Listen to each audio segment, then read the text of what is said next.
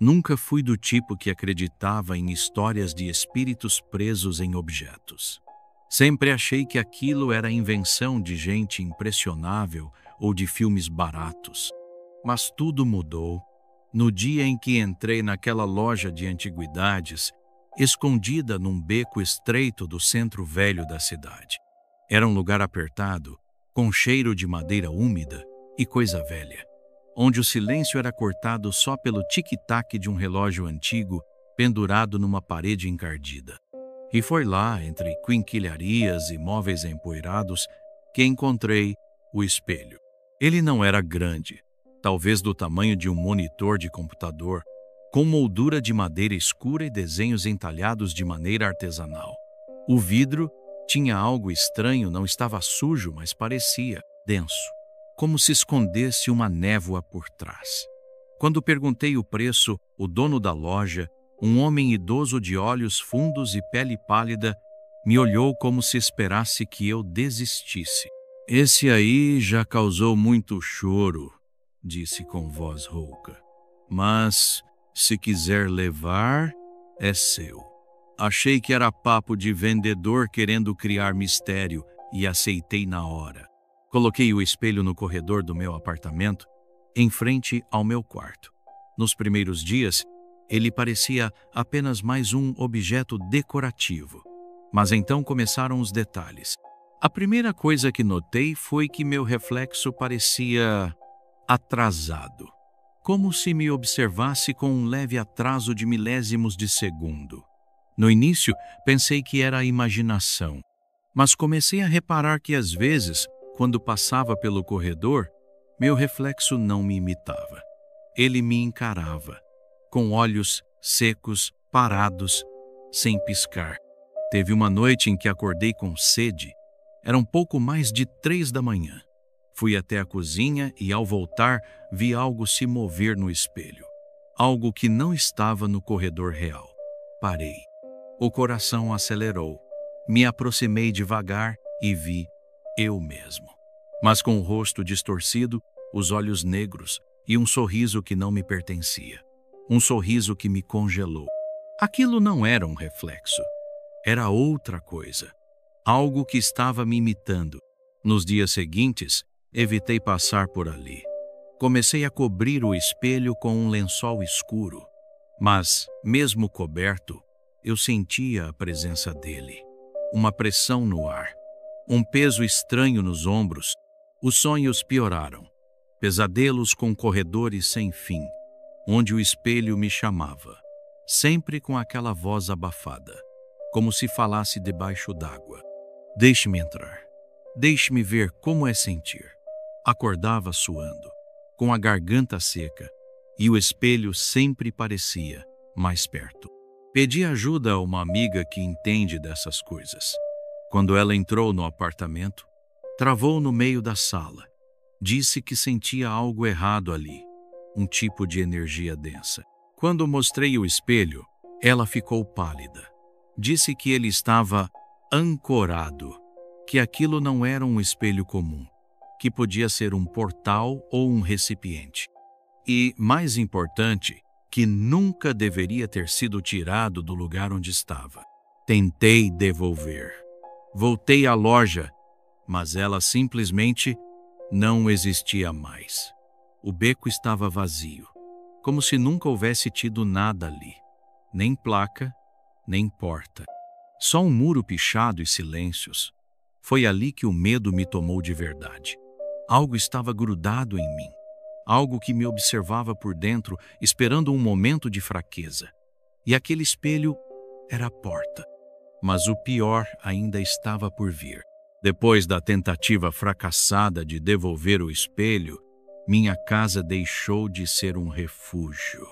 Era como se a atmosfera tivesse sido envenenada por algo invisível. A cada noite, o silêncio se tornava mais pesado. As luzes tremeluziam sem motivo. O lençol que cobria o espelho caía sozinho, sempre por volta das 3 da manhã, como se alguém ou algo o retirasse para me observar. Comecei a notar mudanças em mim também. Esquecimentos estranhos, coisas simples, como nomes de amigos, onde guardei a chave ou que dia da semana era, mas o pior eram os apagões. Eu acordava em lugares diferentes da casa, como se tivesse sido movido ou como se eu tivesse me movido sem lembrar. Uma vez, me vi deitado no chão da sala, de frente para o espelho, olhos abertos, mas sem piscar. Quando me dei conta, levantei com o corpo dolorido e a sensação de ter sido usado. As vozes começaram baixas, primeiro como sussurros no fim do corredor, depois mais próximas. Elas não vinham do espelho, vinham de dentro de mim, como se a coisa que vivia ali estivesse se arrastando para a minha mente. Uma voz feminina, rouca, seca, que dizia coisas como: "Você não pertence a esse corpo.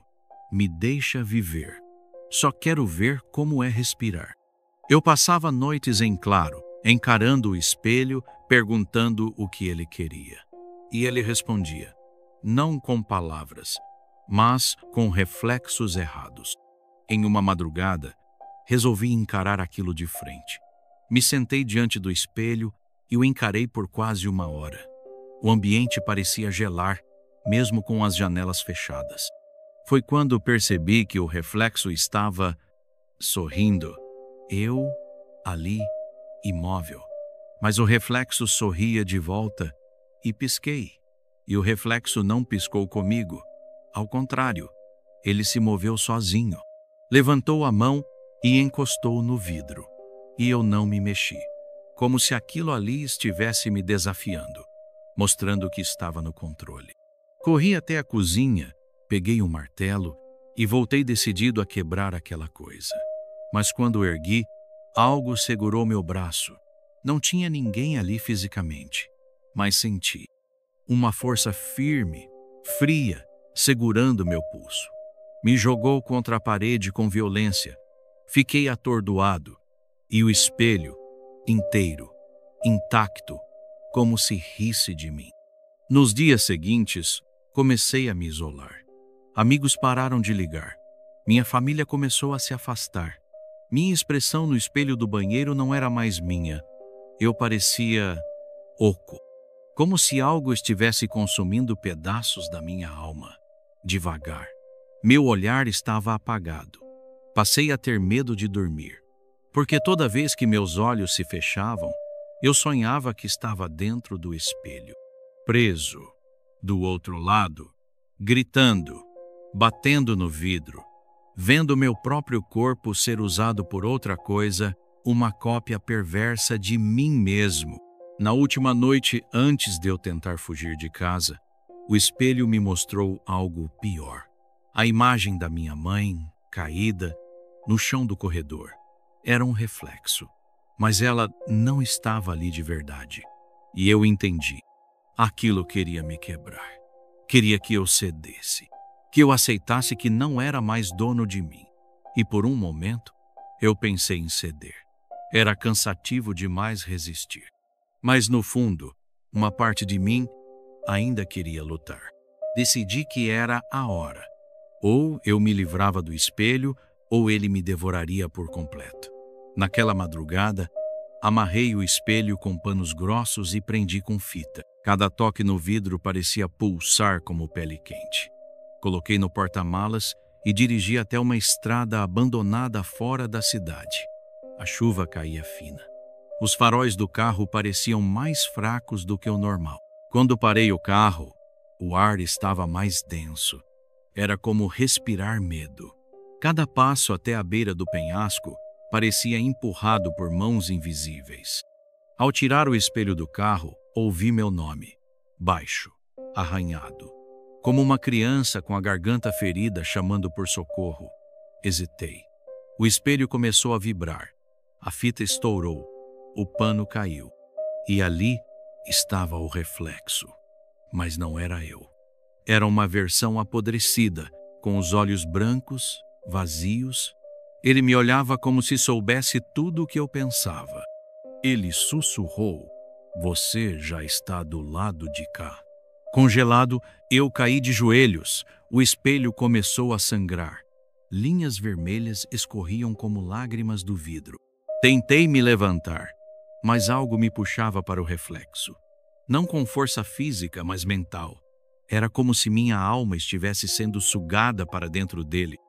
Lembrei de um velho padre da cidade, que dizia que alguns objetos antigos são feitos para guardar horrores, ou pior, atrair os nossos. Peguei uma pedra grande, com as mãos trêmulas, e gritei. Gritei tudo o que estava preso dentro de mim. O medo, a dor, o desespero de estar me perdendo. E então, arremessei a pedra com tudo contra o espelho. O som foi grotesco. Estilhaços voaram em todas as direções. Caí para trás com um impacto. Senti o sangue escorrer da minha testa, cortada por um dos pedaços. O silêncio que veio depois foi ensurdecedor. O mundo pareceu suspenso. Por alguns segundos, nada se moveu. Nenhum som, nenhum vento. Como se o tempo tivesse parado para ver o fim daquilo. Olhei para os cacos espalhados, e neles não havia mais reflexo. Só vidro morto. Voltei para casa cambaleando. Dormi por 2 dias. Quando acordei, algo parecia diferente. O peso havia diminuído. A casa estava silenciosa, mas não vazia. Parte de mim nunca voltou. Como se ao quebrar o espelho, eu tivesse quebrado algo em mim também. Os sonhos continuaram, mas agora eu observava a mim mesmo de longe, como uma presença do outro lado, sem corpo, sem forma, só consciência. Hoje, escrevo esse relato como um aviso. Existem objetos que guardam mais do que reflexos. Eles observam, escolhem, roubam. Nunca mais comprei nada usado.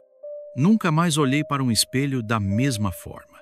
E às vezes, quando passo em frente a um vidro, eu juro que vejo algo atrasado. Um reflexo que demora demais para me imitar. Como se ainda houvesse alguém do outro lado, esperando. Esperando o momento certo para voltar.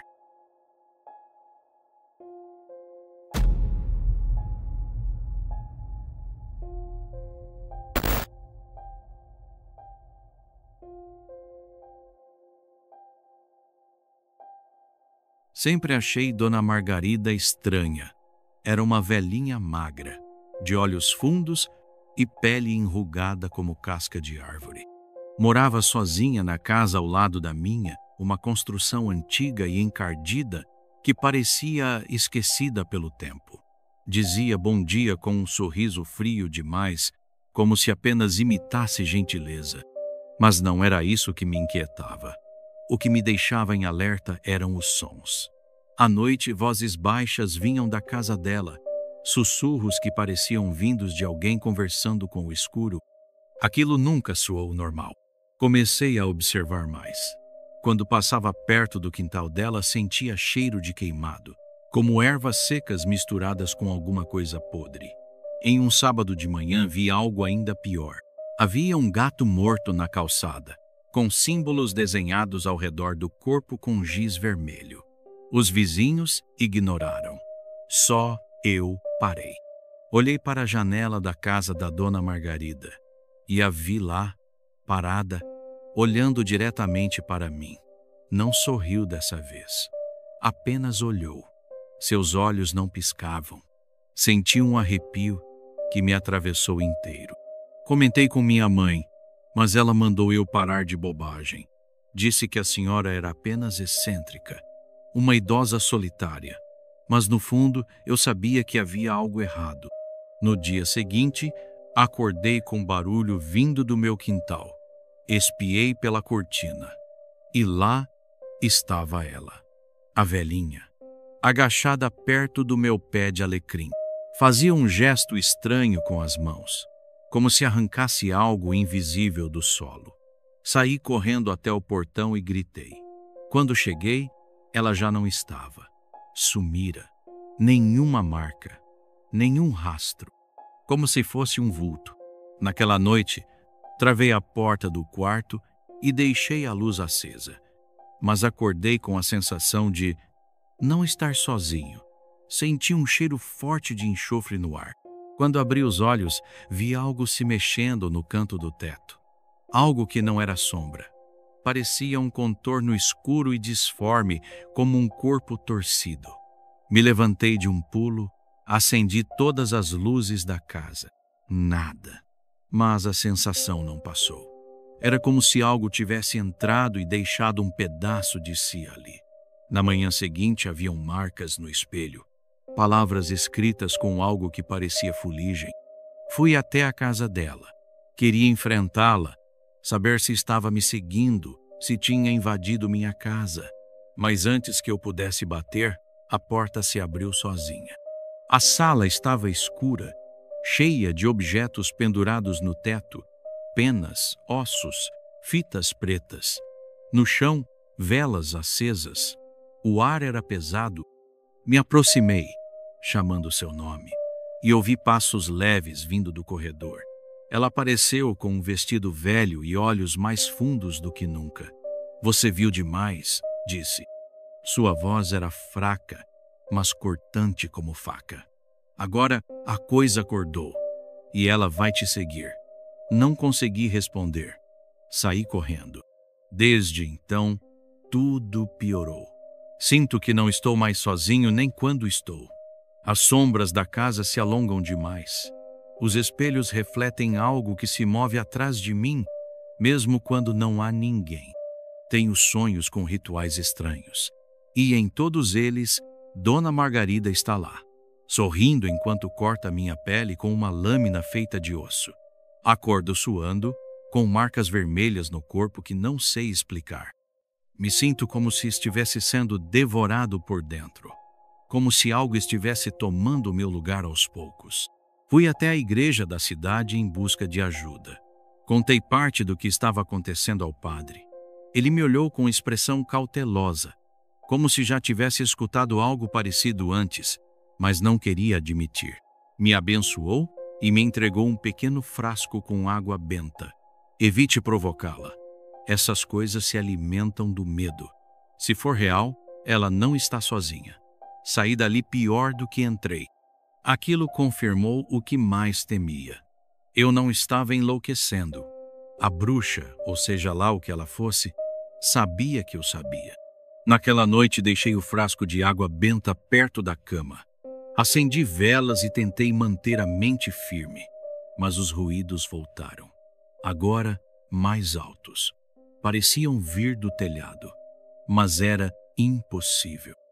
Subi devagar com uma lanterna, e quando abri a portinhola, o fedor de carne apodrecida me sufocou.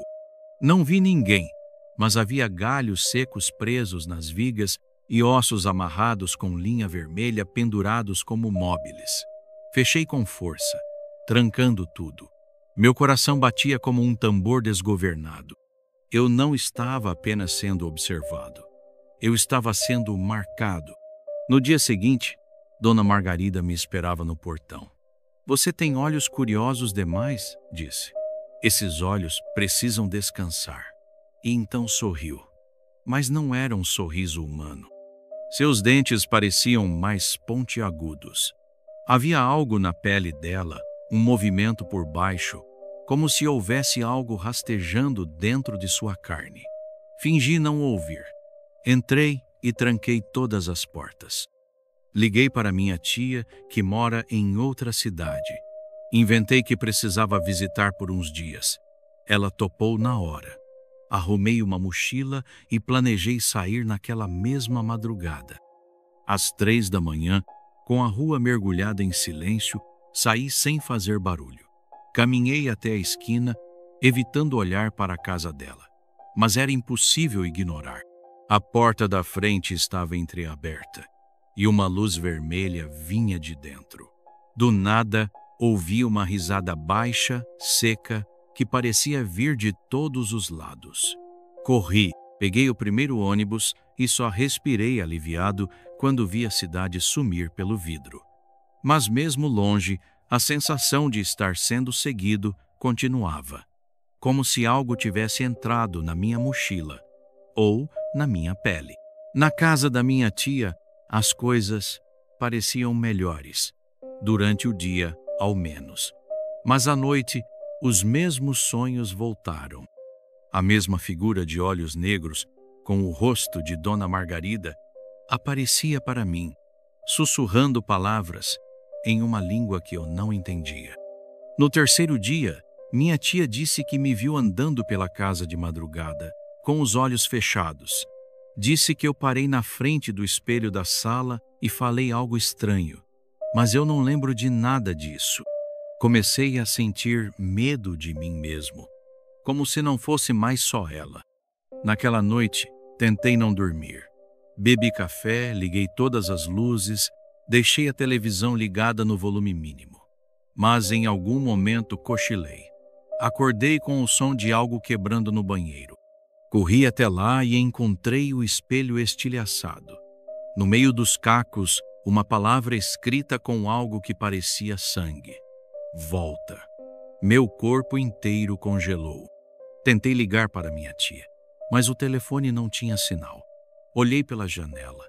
Dona Margarida estava no jardim da casa vizinha, mesmo estando a quilômetros dali. Sorriu para mim e ergueu a mão com 3 dedos estendidos. A contagem tinha começado. Passei o dia trancado no quarto. Não comia, não falava, apenas observava. Sentia minha mente afundando como um barco furado. Comecei a ouvir sussurros vindo das paredes. Eles me chamavam pelo nome. Diziam que eu era escolhido, que a velha não era apenas uma bruxa, mas uma guardiã, e que agora era minha vez. Ao anoitecer, minha tia me encontrou encolhido no canto, com os olhos vidrados e murmurando frases sem sentido. Ela chamou ajuda. Fui levado a um hospital, mas não lembro de nada disso. Tudo o que sei foi contado por ela depois. Segundo os médicos, eu tive um surto psicótico, mas nenhum deles soube explicar os símbolos riscados na minha pele. Passei semanas em observação. Durante esse tempo, a casa da minha vizinha foi inspecionada. Encontraram coisas horríveis enterradas no quintal. Ossos pequenos demais para serem de animais, pedaços de bonecos com cabelos humanos, páginas de um diário que falavam de rituais, possessões e sacrifícios. Dona Margarida desapareceu. Nunca mais foi vista. A polícia disse que ela provavelmente fugiu, mas eu sei que não. Ela está em algum lugar, esperando. Talvez dentro de mim, talvez no espelho. Desde então, evito reflexos. Não porque tenho medo de ver o que está atrás, mas porque às vezes o reflexo sorri quando eu não estou sorrindo. Hoje vivo distante, em outra cidade. Tento manter uma vida normal, mas as marcas não sumiram. Às vezes coçam, às vezes queimam. E nos dias em que o céu fica escuro demais antes da hora, sinto aquele cheiro de carne podre no ar. A velha me marcou, e agora carrego um pedaço dela. Sei que um dia, quando eu estiver fraco, distraído, ela vai voltar. E quando isso acontecer, ninguém vai notar, porque terei o mesmo sorriso que ela. Aquele sorriso de quem sabe que o mal não precisa de corpo. Basta uma sombra,